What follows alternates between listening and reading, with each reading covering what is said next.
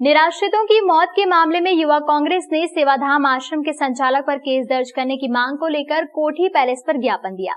उज्जैन के गांव अंबोदिया स्थित सेवाधाम आश्रम में निराश्रितों की मौत का मामला गर्माता जा रहा है।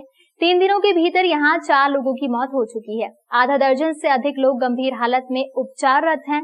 मामले में गुरुवार को युवा कांग्रेस प्रदेश उपाध्यक्ष बबलू खिंची और युवा कांग्रेस उज्जैन उत्तर विधानसभा के अध्यक्ष दीपेश जैन के नेतृत्व में कार्यकर्ताओं ने कोठी पैलेस कलेक्टर के नाम एक ज्ञापन सौंपा।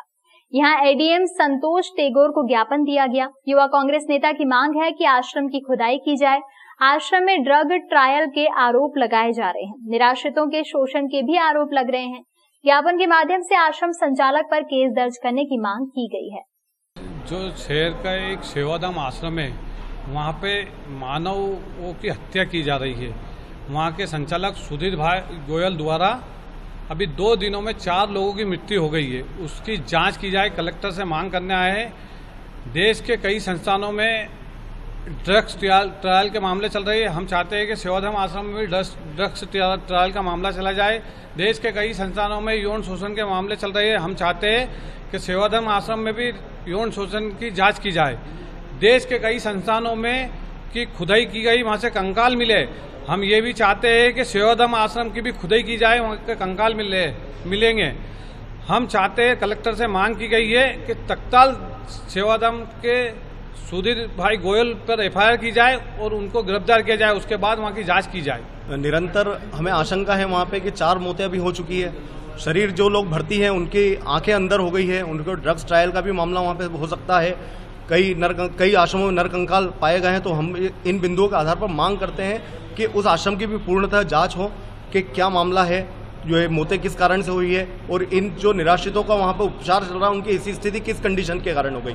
देश विदेश से वहाँ पे लोग पैसा फंड डोनेट करते हैं। उस डोनेशन का सही उपयोग हो भी रहा है, नहीं हो रहा है, इसकी भी जांच की जाए। हमने कलेक्टर महोदय से निम्न बिंदुओं लिख के उनको ज्ञापन प्रेषित किया है और हमारी मांग है कि जल्द से जल्द उनको कार्रवाई कर, गिरफ्तार कर और फिर उस आश्रम की जांच की जानी चाहिए। नागदा में रात 1:30 बजे पुलिस और कंजरों के बीच फायरिंग हो गई। वहीं मुठभेड़ में 4 पुलिसकर्मी और 1 कंजर घायल है। 2 लोग अंधेरे का फायदा उठाकर भाग निकले।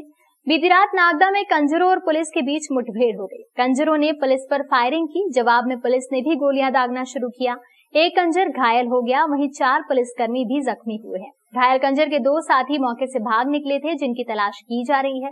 नागदा और आसपास ग्रामीण क्षेत्रों में रात के समय लूट, चोरी, डकैती जैसे मामले सामने आने के बाद पुलिस की टीम अलर्ट पर थी। लगातार कुछ दिनों से रात्रि गश्त मुस्तैदी के साथ की जा रही थी। बीती रात गश्त के दौरान बाइक पर 3 युवक पुलिस को आते दिखाई दिए, जिन्हें रोकने का प्रयास किया गया। युवकों ने बाइक पलटाई और पुलिस पर गोली चला दी।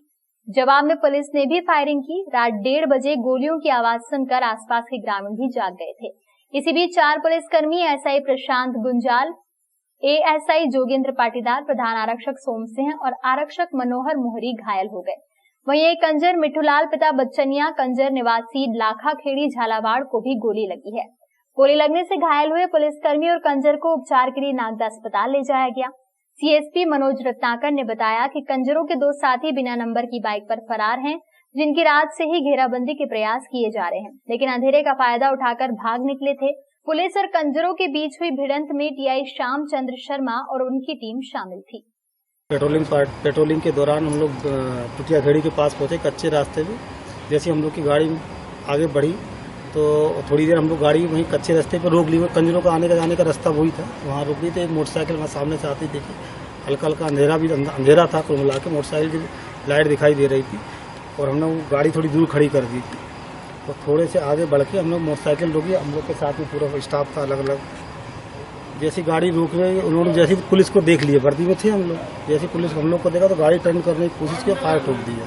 अरे पुलिस से भागो भागो भागो और फायर ठोकना शुरू कर दिया वहाँ से। हम सभी लोग ने अपने पोजीशन ली और हम लोग के पास से सोम सिंह भी, इसके भी पान के पास से निकल गई, हम लोग हमारे पास से भी निकल गई। उधर से लगातार दौड़ते जा रहे थे, तो फिर हम लोगों ने हवाई फायर किए, फिर स्टाफ ने किया। और जब कंजर हावी होते दिखे तो एक हमने अपने निशाने के साथ टाँगों के पास से ऐसे पीछे गोली मारी तो एक कंजर के पैर में लगी है। और पूछताछ में उसने अपना नाम मिट्टू कंजर बताया, रहने वाला लाखा खेड़ी का। मोटरसाइकिल आती दिखाई दी तो इन्होंने जब उतरे ये सामने आए तो सामने देखा उन्होंने पुलिस है तो वो मोड़ने लगे और मोड़ने से पहले ही उन्होंने फायर कर दिया है। जैसे टीआई साहब ने देखा कि उन्होंने फायर किया तो इन लोगों ने दाएं बाएं पोजीशन दी, 1-2 फायर और किए, तो इन लोगों ने भी फिर इनके साथ में टीआई साहब और भी इनका स्टाफ था, इनके पास भी पिस्टल थी, SLR थी, उससे हवाई फायर इन लोगों ने भी करे। उसके बाद में फिर एक और फायर टीआई साहब के पास आया तो कान पे पास में से निकला, दाहिने कान के पास में से निकला, तो फिर टीआई साहब ने एक हवाई फायर किया। उसके बाद भी लगातार फायरिंग होती रही तो टीआई साहब ने अपने और अपने फोर्स की आत्मरक्षार्थ इनके द्वारा भी एक गोली सामने चलाई गई, जो कि गोली चली, फिर उसके बाद में भगे। उनमें से 2 आदमी भगते दिखे इनको, कोई लाइट मोटरसाइकिल गिर गई थी और उसकी लाइट जल रही थी, तो लाइट जलते में दिखा 2 आदमी भग रहे हैं, तो फिर ये लोग भी भगे दाएं बाएं करके। उसमें एक आदमी को जिसको गोली लगी उसको पकड़ा और बाकी भग रहे थे, तो स्टाफ ने उसको पकड़ने की कोशिश करी, लेकिन रात का अंधेरा का फायदा उठाकर 2 आदमी भागने में सफल रहे। उसमें हमारे स्टाफ को भी चोट आई है। इंदौर रोड स्थित डी मार्ट शॉपिंग मॉल पर बुधवार की शाम आपूर्ति विभाग की टीम ने छापामार कार्रवाई की है। इस शॉपिंग मॉल से 67 क्विंटल 79 किलोग्राम खाद्य तेल जब्त किया गया है। डी मार्ट प्रबंधन के खिलाफ जमाखोरी का केस भी दर्ज हुआ है। देश में खाद्य तेलों के दाम पर नियंत्रण के लिए केंद्र सरकार ने रिटेल, थोक और उत्पादक इकाइयों के लिए स्टॉक की सीमा निर्धारित की है। पिछले पखवाड़े में ही तेल स्टॉक की लिमिट नए सिरे से तय की गई थी। केंद्र द्वारा तय लिमिट के मुताबिक शॉपिंग मॉल में 30 क्विंटल से ज्यादा तेल स्टॉक नहीं किया जा सकता। एक गोपनीय सूचना के बाद जिला आपूर्ति अधिकारी ML मारू की अगुवाई में आपूर्ति विभाग और खाद्य निरीक्षकों के दल ने डीमार्ट के गोदाम पर छापामार कार्रवाई की। डीमार्ट के गोदाम में इस टीम को 97.79 क्विंटल खाद्य तेल मिला। तय 30 क्विंटल स्टॉक से ये 67.79 क्विंटल ज्यादा था। जाहिर तौर पर डीमार्ट का तेल अनाधिकृत स्टॉक था और मुनाफा कमाने के लिए ये चल रहा था। आज 4 मई को डी मार्ट पे आज कार्रवाई के लिए टीम निरीक्षण करने आई थी कि यहाँ पे कितना स्टॉक है। ये रिटेलर व्यापारी है और इनके पास में हमें जो स्टॉक मिला है वो करीब 97.80 क्विंटल मिला है, जबकि इनका रिटेलर का लिमिट 30 क्विंटल था। तो लगभग इनके पास में 67.97 लगभग 68 क्विंटल अधिक तेल यहाँ पे मिला है, जिसको हमने अधिक माल को यहाँ पे 30 क्विंटल की सीमा को छोड़कर उसको जब्त कर लिया गया है। और कलेक्टर साहब के निर्देश पे यह कार्रवाई की जा रही है कि जिसकी जो सीमा स्टॉक सीमा है, रिटेलर व्यापारी की 30 क्विंटल है और थोक व्यापारी की 500 क्विंटल है, वो सीमा तक ही वो स्टॉक को तेल के रख सकता है। Thank you. सिंहस्थ मेला क्षेत्र में आने वाली आवासीय क्षेत्र की जमीन को सिंहस्थ क्षेत्र से मुक्त किए जाने की मांग को लेकर पिपली नाका चौराहा पर क्षेत्रीय रहवासियों ने मिलकर सामूहिक रूप से मुख्यमंत्री के नाम ज्ञापन सौंपकर क्षेत्रीय कॉलोनियों को सिंहस्थ क्षेत्र से मुक्त करने की मांग की। इस दौरान पूर्व मंत्री पारस जैन भी मौजूद थे। उज्जैन उत्तर विधानसभा के अंतर्गत आने वाले सिंहस्थ मेला क्षेत्र के रहने वाले रहवासियों की मांग है कि हमारे मकान और भूमि जहां पर भी सिंहस्थ लगा ही नहीं, इन मकान भूमि को सिंहस्थ क्षेत्र में बेवजह सम्मिलित किया हुआ है। यही वजह है कि हमारी कॉलोनी वैध नहीं है, इस कारण नक्शा पास नहीं हो पा रहा है, कीमत भी कम है, बैंक लोन नहीं दे रही है। यदि वैध हो जाए तो हमारे मकान की कीमत कई गुना बढ़ जाएगी और बैंक लोन देना प्रारंभ कर देगी, जिससे हम व्यापार व्यवसाय कर सकेंगे। इसी मांग को लेकर सामूहिक रूप से ज्ञापन मुख्यमंत्री शिवराज सिंह चौहान और अपर सचिव नगरीय प्रशासन के नाम पूर्व मंत्री उज्जैन उत्तर के विधायक पारस चंद जैन और पूर्व नगर निगम अध्यक्ष सोनू गहलोत के माध्यम से जिला प्रशासन को दिया गया। और मध्य प्रदेश शासन ने जो मास्टर प्लान का प्रकाशन किया है, उसमें दावे आपत्ति करने के लिए इस डोरो कॉलोनी के हजारों की संख्या में लोग एकत्रित हुए थे।